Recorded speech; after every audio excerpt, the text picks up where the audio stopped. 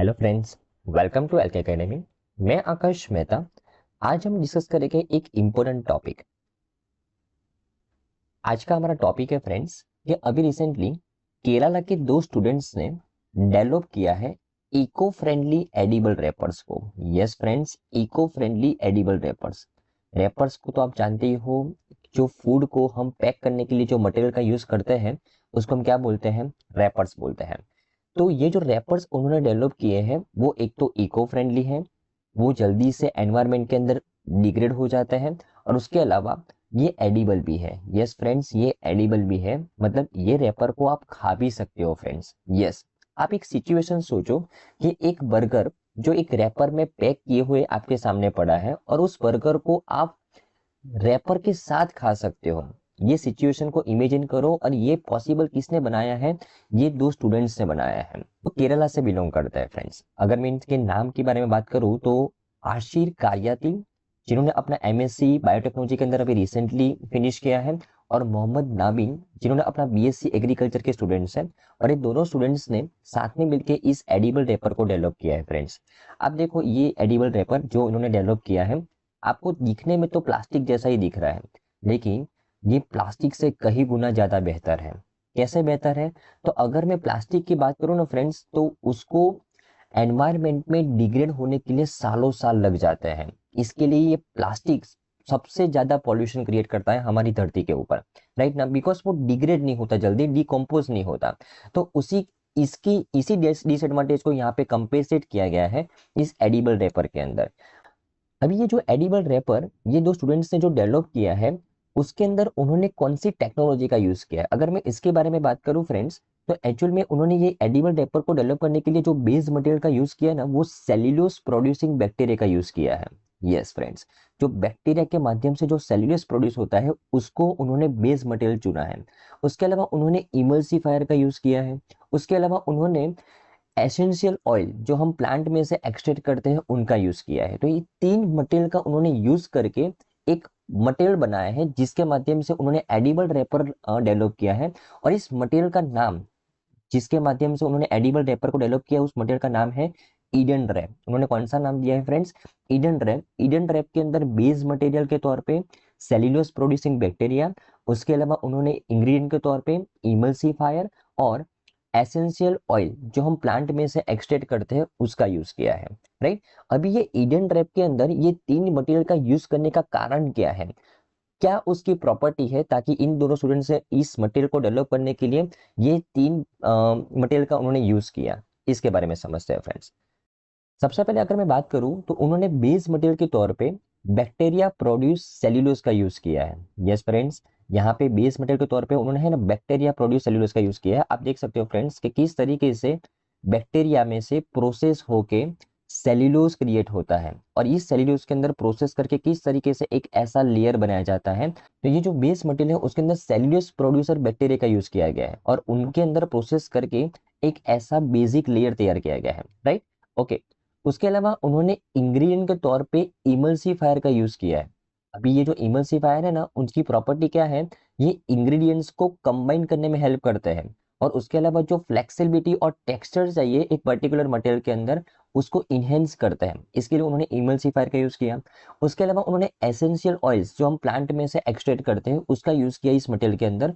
अब ये essential oils का यूज करने का जो मेन कारण है, ये एसेंशियल ऑयल्स है ना, वो एंटी माइक्रोबियल प्रॉपर्टीज प्रोवाइड करते हैं।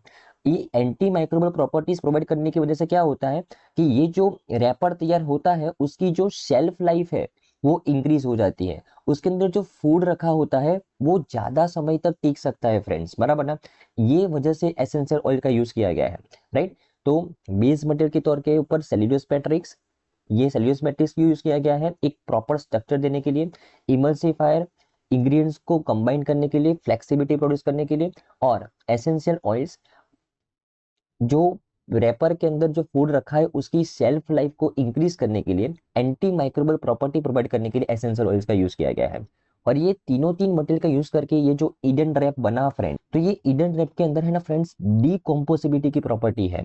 ये अगर आप ये ईडन रैप को वैसे तो आप खा सकते हो, अगर आप नहीं भी खाते उसको अगर आप फेंक देते हो तो प्लास्टिक की तरह सालों साल एनवायरमेंट में डिग्रेड नहीं होगा, ऐसा नहीं होगा फ्रेंड्स। ये 1 महीने के अंदर बायोडिग्रेड हो जाएगा। ये जो रैपर है ना, वो 1 महीने के अंदर अपने आप ही बायोडिग्रेड हो जाएगा हमारे अर्थ के अंदर, हमारे एनवायरमेंट के अंदर, बराबर ना। तो ये सबसे बड़ा एडवांटेज है इस मटेरियल का प्लास्टिक के कंपैरिजन की अगर हम बात करें तो, बराबर ना, राइट।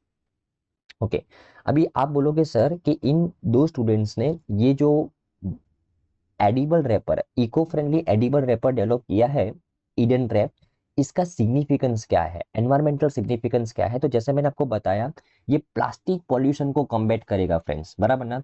तो जो सिंगल यूज प्लास्टिक जो अभी हम यूज करते हैं, जैसे मैंने आपको बताया, वो सालों साल तक डिग्रेड नहीं होते। ये सिंगल यूज प्लास्टिक को अगर हम रिप्लेस करें इस एडिबल रैपर से, इको फ्रेंडली एडिबल रैपर से, तो बहुत सारा प्लास्टिक वेस्ट हमारा कम हो जाएगा फ्रेंड्स। और आप देख सकते हो इंडिया, अगर मैं इंडिया की बात करूं, दुनिया के अंदर जो वर्ल्ड्स बिगेस्ट प्लास्टिक पॉल्यूटर्स की अगर बात करें, तो दुनिया दुनिया में जितना भी प्लास्टिक पॉल्यूशन होता है उसमें से 52% ये 12 कंट्रीज के अंदर हो रहा है। और सबसे ज्यादा पॉल्यूशन प्लास्टिक का इंडिया से हो रहा है, ध्यान में रखना है, इंडिया के अंदर सबसे ज्यादा प्लास्टिक का पॉल्यूशन हो रहा है।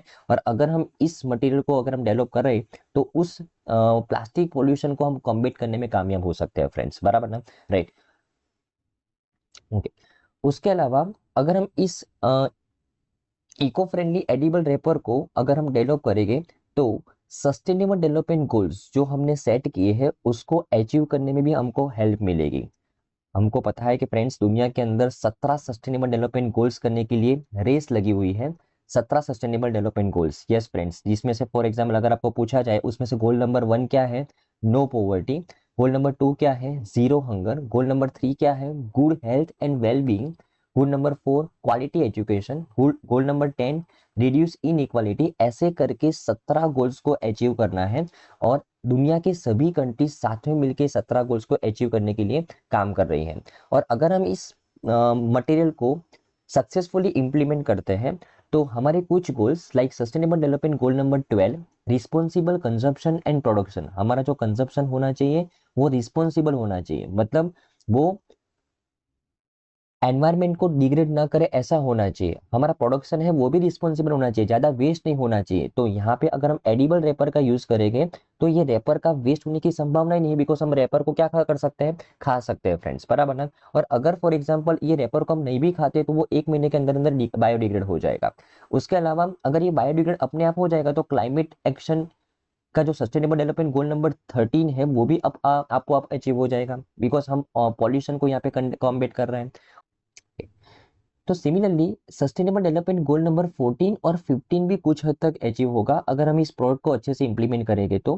बिकॉज अगर हम ये इको फ्रेंडली एडिबल रैपर को अगर हम इंप्लीमेंट करते हैं, तो एनवायरमेंटल पॉल्यूशन कम होगा। उसकी वजह से जो लाइफ बिलो वाटर है और लाइफ ऑन लैंड है, वो सेव हो पाएगी, बिकॉज हम प्लास्टिक वेस्ट को कम कर रहे हैं। क्योंकि जितना प्लास्टिक वेस्ट ज्यादा बढ़ेगा, इतना हमको पता है कि वो सालों साल तक डिग्रेड नहीं हो रहा है, राइट। तो जितना प्लास्टिक वेस्ट बढ़ेगा, वो लोग कंज्यूम करेंगे उसको, उनकी हेल्थ को प्रॉब्लम होगी, एनवायरमेंट को प्रॉब्लम होगी। तो अगर ये प्लास्टिक वेस्ट ही रिड्यूस हो जाएगा, तो ये दोनों जो लाइफ बिलो वाटर और लाइफ ऑन लैंड है, वो इंप्रूव हो पाएगी फ्रेंड्स, बराबर ना। तो अगर हम इस प्रोडक्ट को इंप्लीमेंट करते हैं, तो कुछ सस्टेनेबल डेवलपमेंट गोल्स हम इनडायरेक्टली अचीव करने में हमको हेल्प मिलेगी फ्रेंड्स, बराबर ना, राइट। तो आई थिंक फ्रेंड्स आपको समझ में आया होगा कि किस तरीके से इन दोनों स्टूडेंट्स ने इको फ्रेंडली एडिबल रैपर को डेवलप किया, इसका एनवायरमेंटल सिग्निफिकेंस क्या है, किस तरीके से वो सस्टेनेबल डेवलपमेंट गोल्स को अचीव करने में मदद करेगा, कौन सा मटेरियल, कौन सी टेक्नोलॉजी उन्होंने यूज की है, क्यों यूज की है, वो आपको पता चला होगा फ्रेंड्स। ओके, तो थैंक यू फ्रेंड्स, बाय।